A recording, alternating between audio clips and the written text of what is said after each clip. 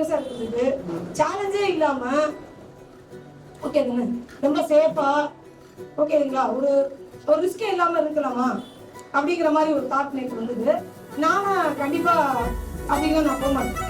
சரிங்களா, ரொம்ப சேஃப் போதா ரிஸ்கே இல்லாம ஒரு பாஸ் இருந்தா நாங்களே நம்ம இதயமே ஒரே ஹரிசாண்டல் லைன்ல இருந்துச்சுன்னா என்ன ஆச்சுன்னு அர்த்தம்? செத்து போச்சுன்னு இருக்கும். வாழ்க்கையில எப்படி இருக்கும் சார்? உயிரோட உயிர்ப்புங்கிறது எப்ப இருக்கும்? எப்பவுமே ஏற்ற இலக்கங்கள் இருக்கும்போது மட்டும்தான் உயிர்ப்பு. சரிங்களா, ஸோ ஒரு சக்சஸ்ஃபுல் பர்சன் அப்படிங்கிறதுனா ஒரு பரீட்சையில பாஸ் பண்ற சக்சஸ்ஃபுல் பர்சனா, ஒரு 20 கோடி ரூபாய் சம்பாதிச்சு வச்சிருக்கிற சக்சஸ்ஃபுல் பர்சனா, ஒரு 100 கோடி ரூபாய் சம்பாதிச்சு வச்சிருக்கிற சக்சஸ்ஃபுல் பர்சனா கிடையாதுங்க.